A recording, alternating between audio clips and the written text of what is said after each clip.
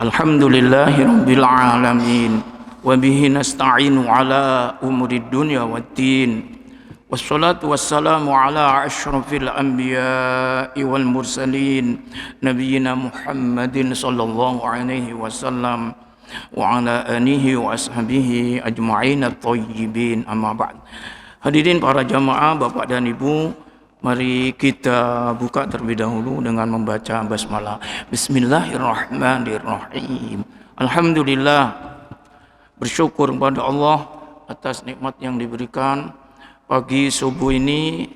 Dengan kudrah dan iradah Allah, kita bisa beribadah setelah tidur kita, baik yang fardu maupun sunnah, utamanya di sholat berjamaah subuh. Para jamaah yang dimuliakan Allah, dan kita berada di bulan mulia, termasuk bulan yang diagungkan Allah. Minha arba'atun hurum, 4 yang dari 12 itu dianggap mulia. Salah satunya adalah bulan Muharram. Kita di bulan pertama di tahun baru 1444 Hijriah. Hadirin para jamaah, di bulan Muharram ini termasuk bulan mulia. Kalau Dzulhijjah ada haji, Dzulhijjah ada kurban, ada Arafah, ada sholat Id, banyak ragam amalan-amalan yang dituntut pada kita ini. Maka di bulan Muharram ini tidak kalah pentingnya, karena termasuk 4 bulan yang dimuliakan Allah. Ketika Rasulullah sallallahu alaihi wasallam ditanya oleh sahabat, ayyus siyami afdal ba'dal faridah, siam apakah yang paling utama setelah fardu, yaitu Ramadan. Maka Rasulullah sallallahu alaihi wasallam mengatakan, siyamukum tad'unahul muharram, puasa yang kamu kerjakan, yang kamu sebut Muharram. Jadi termasuk bulan ini adalah bulan yang berpuasa lebih utama. Itu kata Nabi SAW. Bahkan hadis yang lain, puasa yang Allah menyebutnya Syahrullahil Al-Haram, bulan Allah yang masuk pada bulan-bulan haram. Salah satunya ya bulan Muharram ini. Hadirin para jamaah yang dimuliakan Allah, itu karenanya ada satu riwayat yang menuturkan Asyura, yang tidak kalah pentingnya di bulan Muharram itu ada hari namanya Asyura. Ini sekedar mengingatkan karena beberapa hari, insya Allah Asyura itu insya Allah jatuh pada hari Isnin, hari Senin mendatang ini. Kalau ini hari Kamis, Jumat, Sabtu, Ahad, Senin. Jadi sebelum 17 Agustus. Para jamaah, apa di hari itu kita dianjurkan kalau kuat berpuasa, bersiam. Jadi puasa-puasa di bulan Muharram itu yang paling utama ya Asyura itu. Tak ubahnya seperti puasa-puasa di bulan Dzulhijjah, yang paling utama puasa Arafah. Walaupun ada orang berpuasa sejak tanggal 1 ya, di bulan Dzulhijjah seperti kemarin, tapi yang paling utama itu adalah Arafah. Seperti ini juga. Ada orang puasa mulai tanggal 1. Tapi yang paling utama adalah Asyura. Sehingga Nabi SAW mengatakan, Saumu yaum Arafah yukaffiru sanatain, wa saumu yaum al-Asyura yukaffiru sanatan. Puasa Arafah itu menghapus dosa 2 tahun. Puasa Asyura ini, di bulan Muharram ini, insya Allah nanti tanggal atau jatuh pada hari Isnin, hari Senin. Ya tanggalnya tanggal 10 Asyura, itu menghapus dosa setahun. Ini karunia yang diberikan Allah kepada kita di bulan Muharram ini. Hadirin yang dimuliakan Allah, mengacu kepada beberapa riwayat bahwa Asyura ini Idun Nabi kana qablakum, hari raya nabi-nabi sebelum. Artinya hari kemenangan, hari kemuliaan. Di anallaha akrama jama'atan minal anbiya, karena Allah memuliakan sejumlah para nabi di bulan Muharram ini, atau di hari Asyura. Apa itu dan siapa itu? Ada dituturkan, pertama Nabi Adam diciptakan, itu Nabi Adam, dan dimasukkan ke surga, itu Asyura. Kemudian Nabi Idris itu diangkat oleh Allah hari Asyura. Ada lagi Nabi Nuh, selamatnya dari bencana besar, berlabuhnya kapal Nabi Nuh, itu di buku Judi Asyura. Lalu Nabi Ibrahim itu mendapatkan anak, yaitu Ismail, itu hari Asyura. Dan sekaligus Nabi Ibrahim dibakar dan diselamatkan oleh Allah hari Asyura. Kemudian Nabi Yunus keluar min batni Hud, dari perut Hud, ikan, itu hari Asyura. Nah, ini kisah-kisah atau riwayat yang menuturkan berbagai sejarah masa silam diketemukan sampai kepada kita ini hari Asyura. Ini sejarahnya hari Asyura. Sampai kemudian Nabi Daud diterima tobatnya hari Asyura. Hadirin para jamaah, lalu termasuk lagi Nabi Adam diterima tobatnya hari Asyura. Wah, ini ya, serba Asyura. Nabi Muhammad SAW mendapatkan anak itu hari Asyura. Bulan Muharram hari Asyura. Itu anak yang pertama. Lalu kemudian Nabi Isa diangkat oleh Allah hari Asyura. Yang tidak kalah pentingnya riwayat yang besar, Nabi Musa diselamatkan oleh Allah dari bencana berat, bencana besar itu, dan ditenggelamkan sekaligus musuhnya Fir'aun dan tentaranya di laut, itu Asyura. Itu karenanya Nabi Musa kalau setiap hari Asyura ini mensyukuri nikmat itu, berpuasa. Diteruskan oleh anak keturunannya atau para pengikutnya ya, di kalangan Bani Israel sampai orang-orang Yahudi hari ini. Ketika mereka berpuasa hari Asyura, Nabi SAW mendapati di Medina setelah hijrah, kaget Nabi. Loh, puasa, banyak orang puasa. Mahadal yaum, hari apa ini? Banyak orang puasa. Qalu, mereka mengatakan, najallahu Musa wa Bani Israel min aduwihim Fir'aun. Ini Allah menyelamatkan Nabi dulu, Nabi Musa kata, dan kaumnya Bani Israel, termasuk orang-orang tua kami, kata orang Yahudi. Itu diselamatkan oleh Allah. Dan ditenggelamkanlah Fir'aun musuhnya. Itu ini hari ini.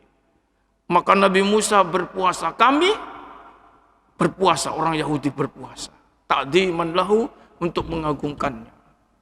Ketika Nabi mendengar seperti itu, Nabi mengatakan, nahnu aula bi Musa minkum. Kalau begitu kami orang Islam, kata Nabi Muhammad, lebih berhak mengikuti Musa daripada kamu. Maka kami berpuasa. Nabi kemudian menyuruh sahabat-sahabat berpuasa. Ya, ini berangkatnya dari sini. Diselamatkannya Nabi Musa itu pada hari Asyura. Hadirin para jamaah, kemudian banyak orang berpuasa, kemudian Nabi pun berpuasa dan menyuruh para sahabat wa amara bisaumihi, untuk mempuasainya. Dan Nabi berjanji, la in baqitu ila qabilin la asumanna tasi. Kalau saya diberi umur oleh Allah, ketemu bulan Muharram tahun depan, ketemu lagi hari Asyura ini, kata Nabi, sungguh saya akan puasa tanggal 9. Tanggal 9-nya. Itu sebabnya dari hadis ini oleh Aisyah, hari Asyura itu tanggal 9. Karena mengatakan nanti puasa Nabi tanggal 9. Tapi sebagian pendapat mengatakan hari Asyura itu tanggal 11 Muharram. Tapi wa aktsaruhum, kebanyakan para ulama mengatakan hari Asyura itu tanggal 10 Muharram. Sehingga Yaumul Asyura yaumul ashir min Muharram, ya. Hari Asyura itu hari yang ke-10 dari bulan Muharram. Ini yang paling banyak pendapat mayoritas. Karenanya itu kalau ke fikihnya para ulama mengatakan, jumhur mayoritas ya mengatakan puasa Asyura itu 2 hari, yaitu tanggal 9 dan 10. Berarti kalau kita yang sekarang ini nanti insya Allah itu hari Ahad dan Senin. Ini ya, itu 9, 10. Hanafi, madhab Hanafi mengatakan kalau puasa Asyura cuma sehari makruh. Lalu gimana sunnahnya? 2 hari gitu. Sehingga madhab Hambali malah 3 hari, Ahmad bin Hambal, karena ada hadis yang berbunyi sumu yaum Asyura yauman qablahu wa yauman ba'dahu. Puasalah hari Asyura 1 hari sebelumnya dan 1 hari sesudahnya. Ini karenanya madhab Hambali itu ada 3 hari puasa Asyura, 9, 10, 11. Tapi mayoritas ulama itu 2 hari, yaitu 9, 10. 9, 10 Pak. Ya, ini kenapa Nabi tadi juga berjanji tanggal 9 berpuasa sunnah, supaya tidak menyamai Yahudi, Pak. Ya. Yahudi puasa tanggal 10. Supaya Nabi tidak beda, supaya berbeda ya, tidak menyamai Yahudi, maka Nabi berjanji kalau tahun depan saya masih diberi umur, saya puasa tanggal 9, 10. Maka jadinya itu para ulama diambil keterangan ini. Puasa Asyura itu bulan Muharram ya. Ini bulan Muharram ya, bulan yang termasuk disebut dalam Quran minha arba'atun hurum. 4 dari 12 bulan itu Dzulqa'dah, Dzulhijjah, Muharram. Kemarin sudah Dzulqa'dah, Dzulhijjah sudah. Sekarang kita Muharram di sini. Nih jangan dilewatkan. Siap-siap yang dianjurkan oleh Rasulullah sallallahu alaihi wasallam itu siam Asyura, didahului Tasu'a.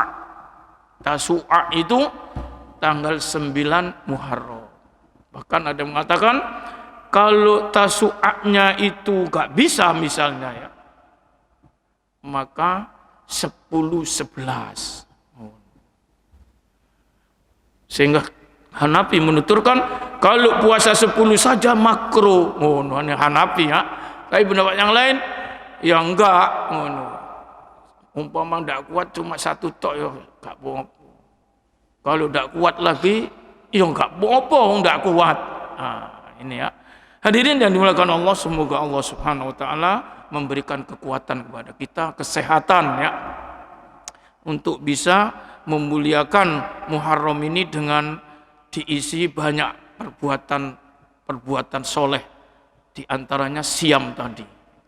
Siam. Baik para jamaah, kita lanjut ya, berkenaan dengan rukun solat. Ya, rukun solat.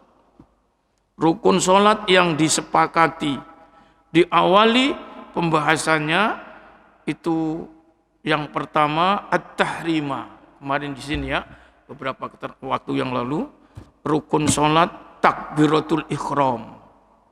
Takbiratul ihram, yaitu melafadzkan Allahu Akbar, itu ya, dalam keadaan berdiri. Salat apa saja ya, fardu maupun sunnah, bahkan salat mayit sekalipun, itu harus dibuka dengan takbiratul ihram ini. Allahu Akbar, Allahu Akbar.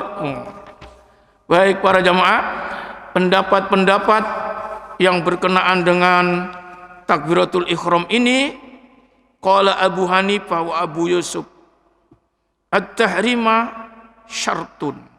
Takbiratul ihram itu bersyarat, ya. Nih, atau takbiratul ihram itu syarat, la ruknun. Ini pendapatnya Abu Hanifah wa Abu Yusuf. Tapi mayoritas ulama menyebutkan bahwa takbiratul ihram itu adalah rukun dari sekian rukun sholat. Bahkan itu menjadi pembukanya sholat. Kemudian wastaratul hanafiyatu li'adai takbiratil ihram isyrina syarton. Ketika orang mengucapkan takbiratul ihram pada waktu membuka sholatnya, itu dipersyaratkan sampai 20 syaratnya. Oh ini ya.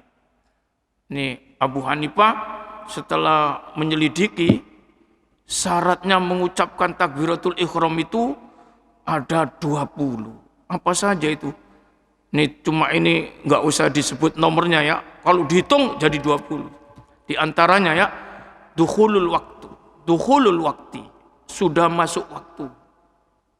Takbiratul ihram belum masuk waktunya, gak sah. Ya, syaratnya ya. Seperti sholat subuh, sudah masuk waktunya. Sholat duhur, sudah masuk waktunya, baru takbiratul ihram.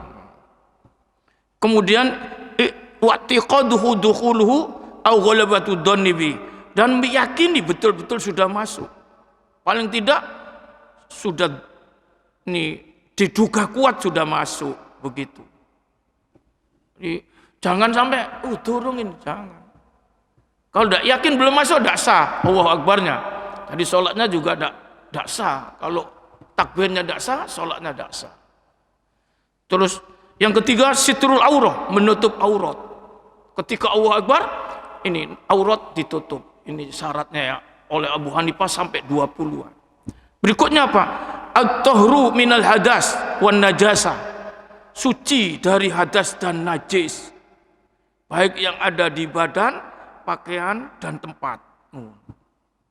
Nih ketika Allah Akbar itu syaratnya. Terus apa lagi? Wal qiyamu liqadirin alaihi fi ghairi naflin. Berdiri. Ketika Allah Akbar itu berdiri. Bagi orang yang bisa. Kecuali sholat sunnah. Sholat sunnah duduk tidak apa-apa, walaupun bisa berdiri. Kalau sholat fardu harus berdiri. Ini syaratnya ya. Allahu Akbar itu syaratnya ngono. Apa? Harus berdiri. Kemudian nih kalau sholat sunnah bisa duduk. Kecuali sholat sunnah fajar menurut Abu Hanifah. Lalu waniyatu itba'il imam. Kalau makmum itu berniat mengikuti imam. Jadi sudah berniat. Allahu Akbar ini sudah berniat. Syaratnya. Kalau enggak jadi Allahu Akbarnya. Ini ya. Ini komentarnya Abu Hanifah menunjukkan kepada kita. Setelah itu wanutqu biha, mengucapkannya. Jadi tidak boleh dibatin. Takbiratul ihram itu ya. Ya. Wanutqu biha. Nih, syaratnya harus mengucapkan. Allahu Akbar, minimal ayyasma'a biha nafsahu, memperdengarkan pada dirinya. Kalau sholat sendiri, dirinya itu dengar. Kalau jadi imam, makmumnya kudu dengar. Nah, ini jelas itu ya. Itu begitu. Kemudian wa ta'yinul fardi annahu dhahrun au asrun masalan. ketika mengucapkan takbir itu sudah bersyaratnya, sudah menentukan kefarduan sholatnya itu, apakah sholat duhur atau asar. Karena fardu itu banyak, ya, 5 waktu itu sudah ditentukan. Ketika mengucapkan ini lafaz Allahu Akbar itu, kalau itu disebut syarat berarti didahului. Nih, syarat itu sebelum mengucapkan ini sudah menentukan ini duhur apa asar.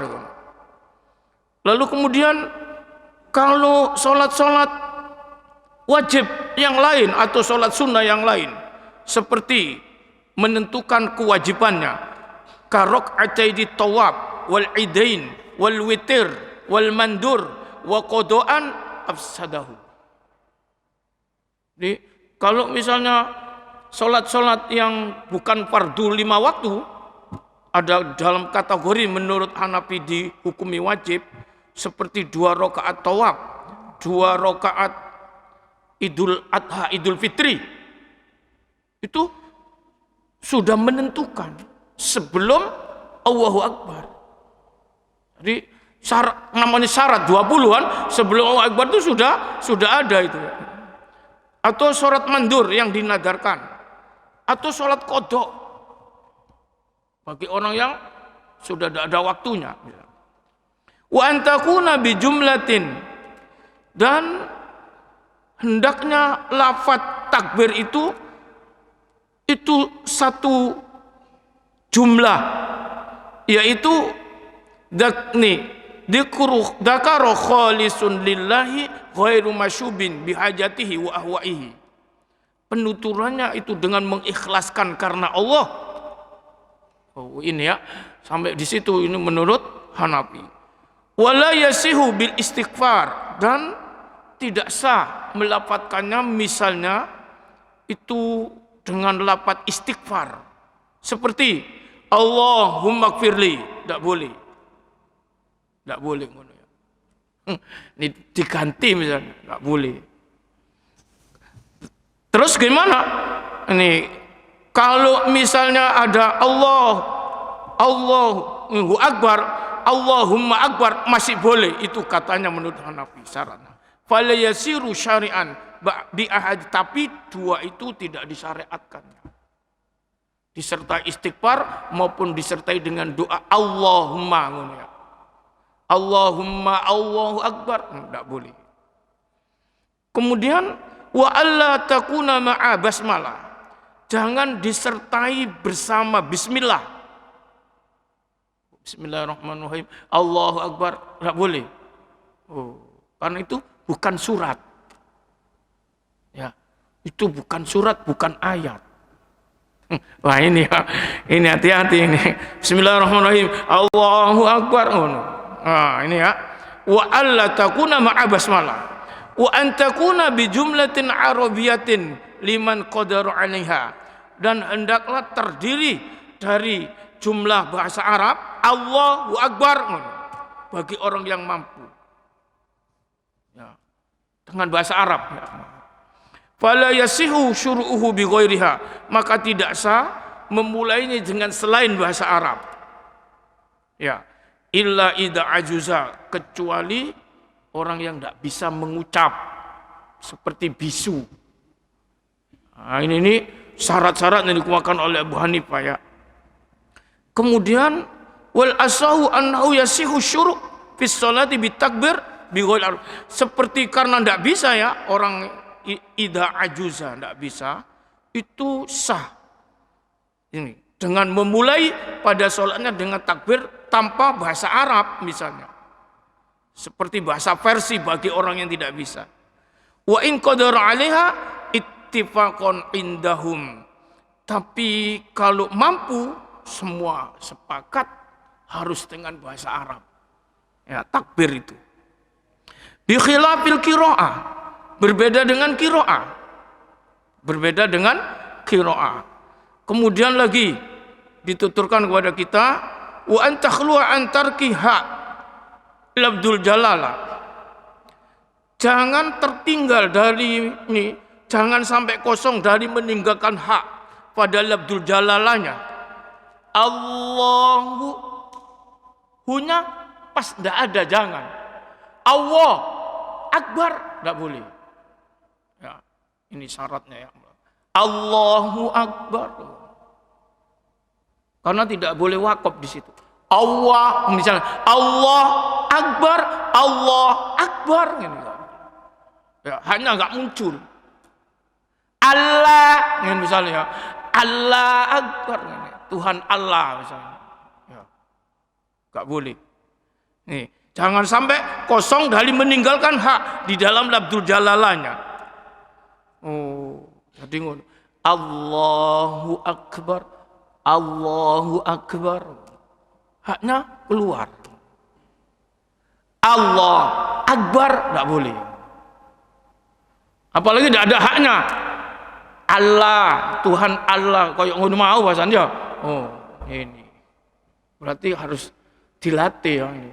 Harus diperhatikan. Itu loh, ayo muni coba ini dicek ngono ya. Kemudian lagi nih, jangan sampai menghilangkan matnya di hamzah Allah. Ya, wa tarku mat hamzah itu Allah. Wa hamzah akbar. Ini wa taraka meninggalkan matnya hamzah. Jadi tidak ada matnya ya.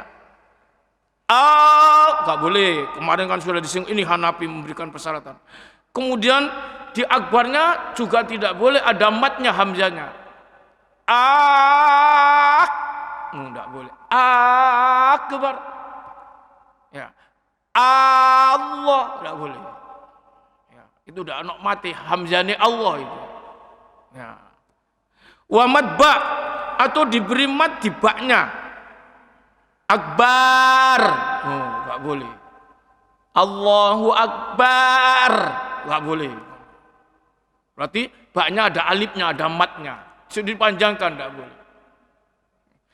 Wa alla yakuna hunaka fasilun bainan niyah wat tahrima bi kalamin mubayyin wa nahwi min aklin wa syurbin. Supaya tidak di waktu mengucapkan lafaz Allahu Akbar itu ada penyelah antara niat dan tahrim dengan omongan-omongan yang jelas seperti min aklin wa syurbin, makan dan minum. Itu penyelah, tidak boleh. Antara niat dengan takbir itu dengan makan dan minum tidak boleh. Misalnya ya, kan kalau menurut Hanafi niat itu syarat, bukan rukun. Tapi jangan ada penyelah.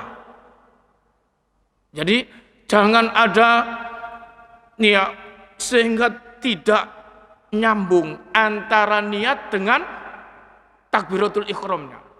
Sudah berniat minum dulu, enggak boleh. Itu namanya diselai. Ada penyelah antara niat dengan takbirnya. Atau minum atau ngomong enggak boleh. Nih, dari sana sudah berniat. Niat sholat subuh. Tapi masuk di sini ngomong dulu.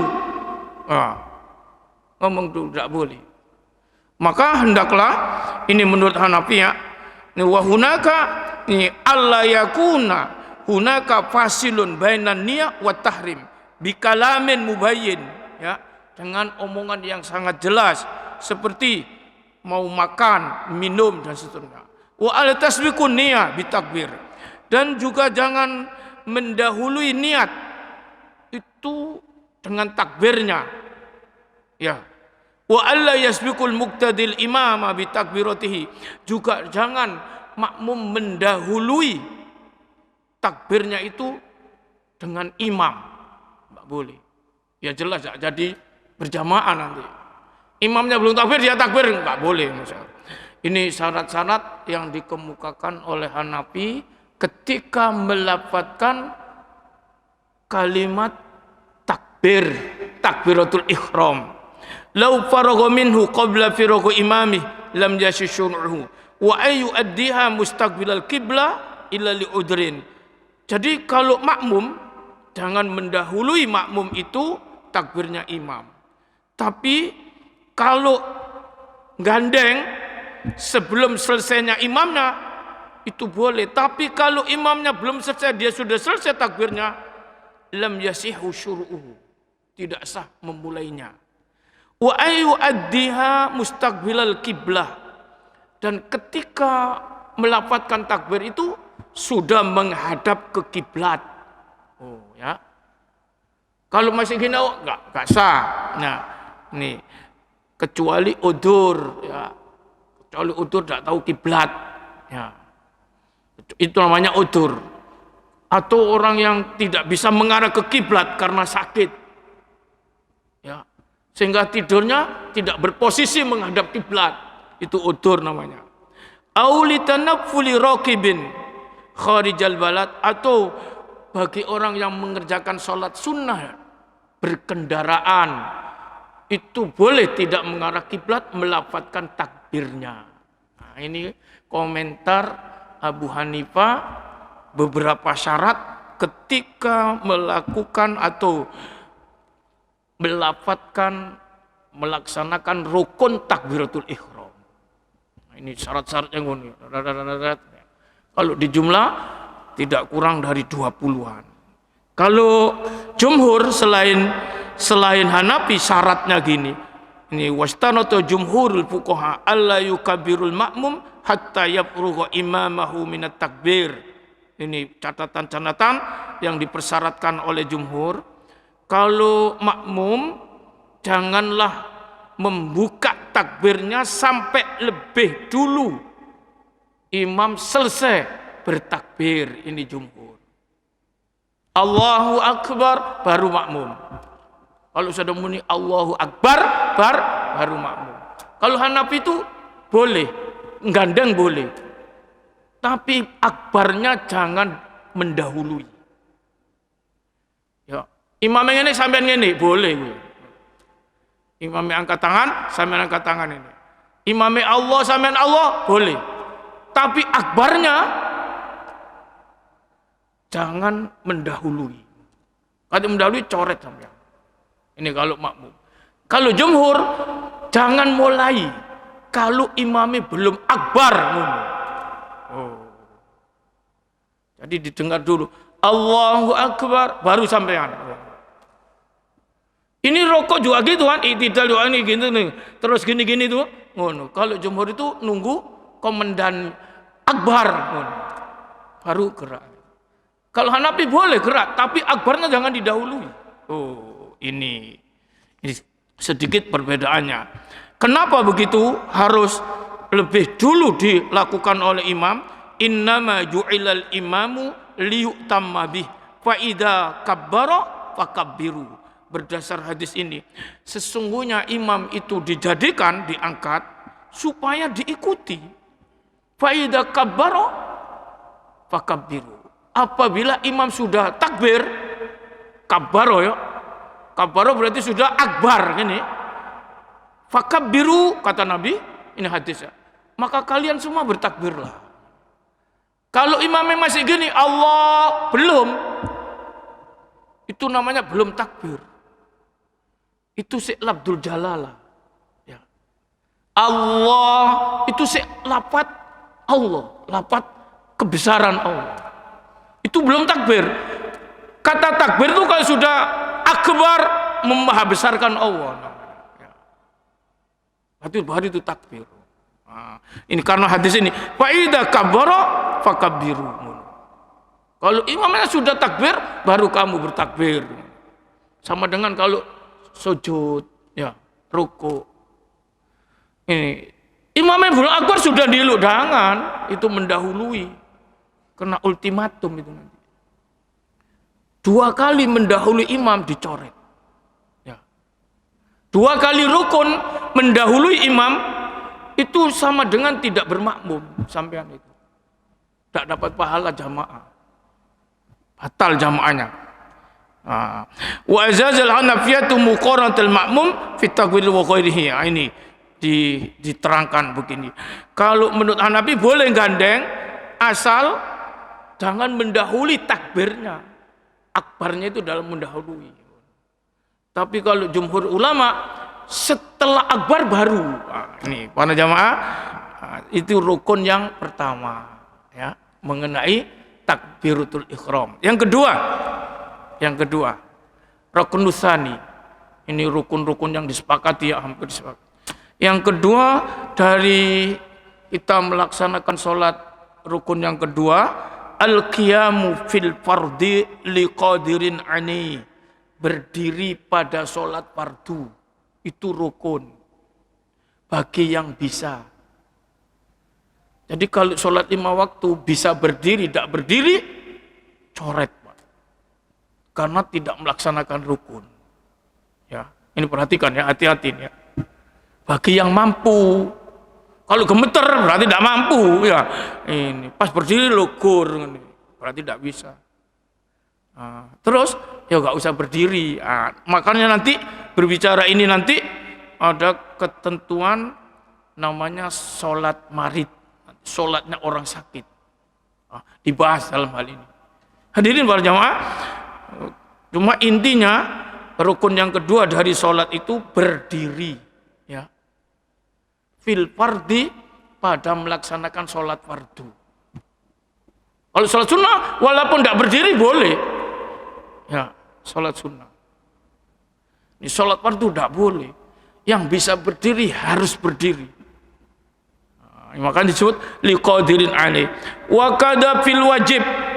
Demikian pula pada sholat yang dianggap wajib menurut Hanafi, seperti sholat nadar, seperti sholat sunnah fajar.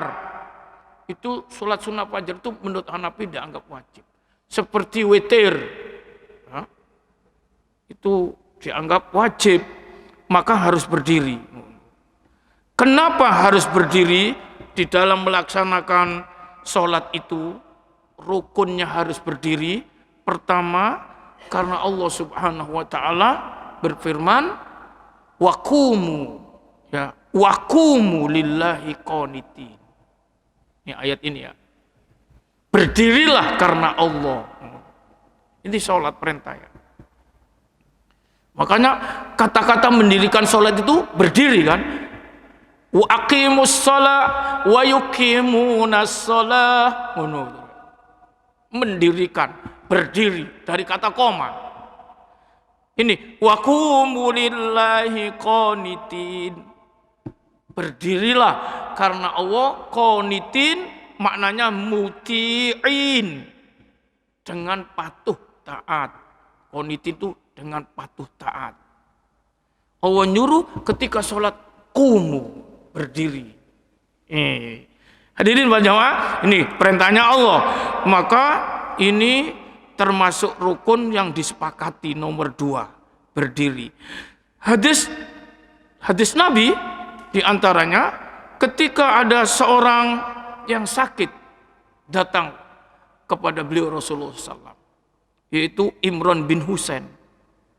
Dia menyatakan, ya Rasulullah, annali bawazir, saya kena sakit ambien, bawazir, sakit yang keluar itu Pak di duburnya. Terus dia mengatakan, oh gak bisa, kalau berdiri keluar darah ya Rasul. Saya ini ambien, sakit ini. Terus Rasul mengatakan gini, sholli qaiman. Tetap Nabi ngomong, sholat berdiri. Fa'illam, nih baru kalau kamu tidak bisa, faqaidan, baru duduk. Nek seiso berdiri, berdiri.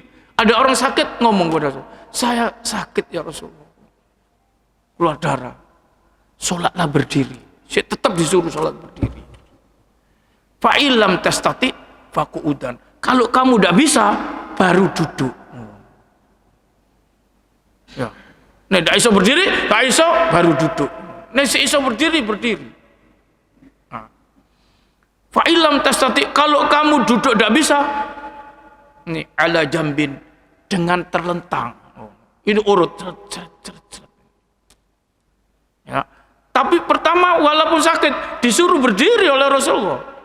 Ya, nek ndak iso baru duduk. Ini hadis ini. Ini menunjukkan bahwa berdirinya dalam sholat itu kuat, ya dalilnya.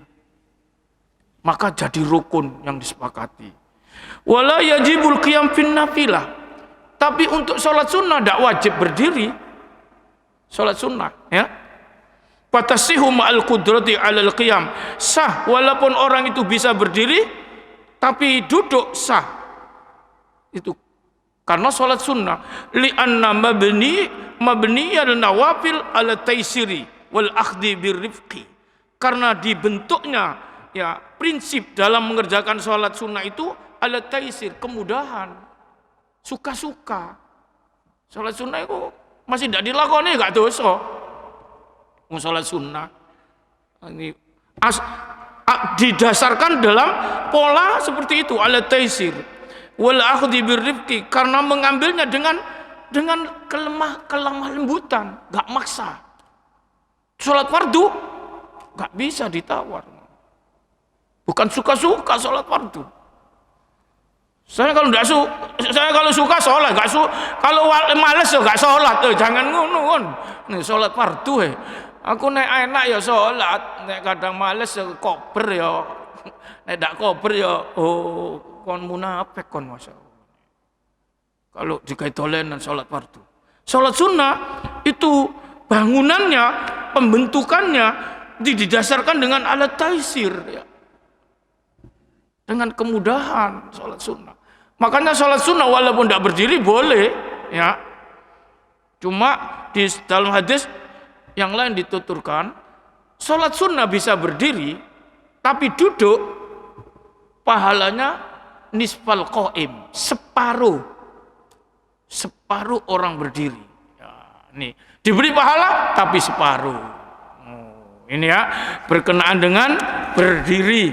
Nanti akan dituturkan bagaimana komentar-komentar para ulama 4 madhab tentang berdiri. Ketika berdiri bagaimana? Itu nanti dibentangkan lebih panjang pada posisi sunnah sholat. Ya. Seperti takbir itu ya. Ini tidak diterangkan bagaimana tangannya, itu nanti dibahas di bahasan sunnah.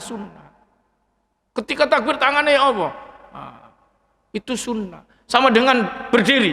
Berdiri posisi berdiri kakinya di mana? Ini berapa jaraknya? Opong ini manual. Itu nanti dibentangkan di pembahasan sunnah. Nek ini apa? Bukan. Ini bocoran ya bocoran. Dianjurkan lurus ke kiblat ini. Dari ini. Ya. Ada imamnya nih kadang-kadang ya. Makanya kalau ini nanti ditempelkan, kan ini sih tenek, duduk kukunya. Nek kukunya kan ini ngomong ya. Ini kukunya ini. Ya. Ini sudah enggak benar ini. Sudah berdiri kan enggak benar. Nih, Pak. Kalau ini makanya ini ngomong. Ya, ini nanti dibahas di sunnah, Pak. Tapi berdirinya itu rukun. Seperti takbir kan. Nih, Allah Akbar itu rukun. Posisinya di mana? Itu nanti di sini. Tangannya itu rukun. Soalnya ada orang takbir itu. Allah.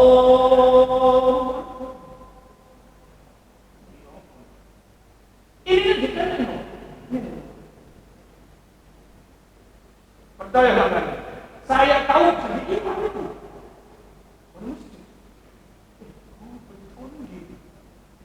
Imam ini Allah. Ini ngaji kira ya. Tapi nanti itu di bab sunnah ya. Untung itu sunnah ini wah ya. Pola-pola. Kalau itu jadi rukun sekali coret kabehnya ini kon. Oh. Para jamaah, sampai di sini dulu ya. Karena sudah jam 6 kita buka pertanyaan-pertanyaan. Silakan yang mau. Ini komentarnya para madhab belum ya ini ya, berkenaan dengan takbiratul ihram tadi ya. Dan berdiri ya, terutama berdiri. Bagaimana kalau tidak bisa berdiri? Makanya nanti dibahas, diselingkan di sini ya. Sholatul marid, sholatnya orang sakit. Ini nanti dibahas, Pak. Ya, mata yaskutul qiyam. Kapan berdiri itu gugur sehingga tidak perlu berdiri? Ini. Dan bagaimana orang yang sakit itu kalau sholat? Nanti akan ada gini, duduk yang terbaik itu bagaimana bila tidak bisa berdiri? Apa pakai kursi? Ini ya. Ya kan? Ini. Apa silo? Itu namanya murabba. Itu nanti pendapat muncul. Ditunggu aja pengajian berikutnya. Ini ya. Karena bagaimana nggak bisa berdiri? Apa yang dilakukan? Apa tidak sholat kah? Maka di sini ada judul nanti, Sholatul marid au mata yaskutul qiyam. Ini sholatnya orang sakit. Nanti satu persatu dibahas, Pak, itu. Ini pendapat ini. Kita tinggal milising dia ngono ya. Selama masih ada pendapat yang diakomodir oleh Islam seperti 4 mazhab itu diakui mazhab Ahlus Sunnah wal Jamaah ini ya kan. Selama ini boleh saja milih yang mana asal tahu alasannya. Aku milih kiai alasannya kiai. Ya. Jangan taklid nek bisa itu. Melok iki tapi dak ero alasane, jangan nek bisa. Maka di sini fungsinya ngaji, Pak, ya. Perlunya ngaji itu. Baik, kita buka pertanyaan, silakan. Nggih, monggo, Pak.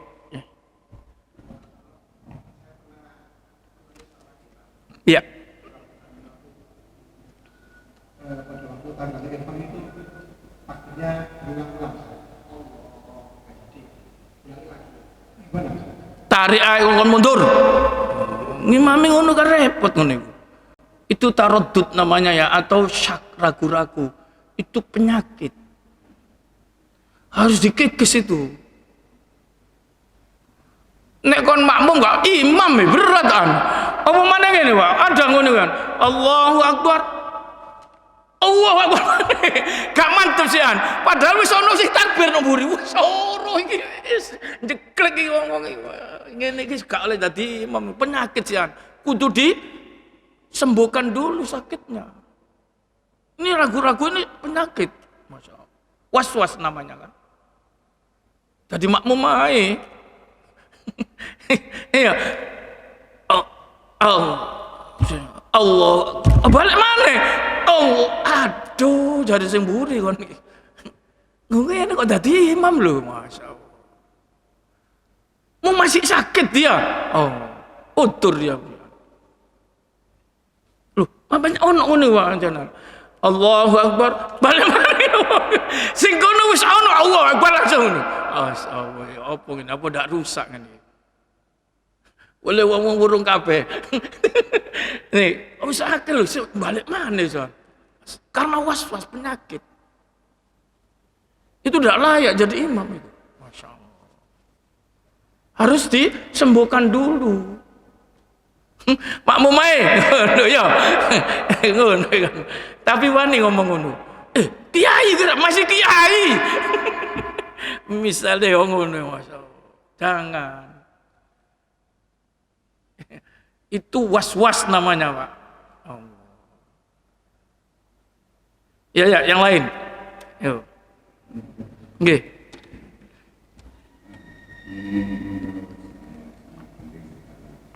Karena jamaah kita ini kan ada satu pondok. Ya, Pak. Dengan kajian ini kita harapkan ada hal yang sama. Karena sholat itu sangat menentukan. Nggih. Masya Allah. Jadi pada ini tidak ada hal-hal yang sholatnya di masjid itu begitu. Jadi menurut kami apa yang dikatakan sholat imam itu tidak imam. Seperti tadi yang dikatakan itu baik sekali. Padahal ada imam seperti itu, makmumnya sudah ikut takbir, imamnya mulai takbir lagi. Ini rusak ya. Iya, ada memang betul. Tapi kalau takbirnya sholat ikuti seperti itu kan gitu. Setelah itu tapi ada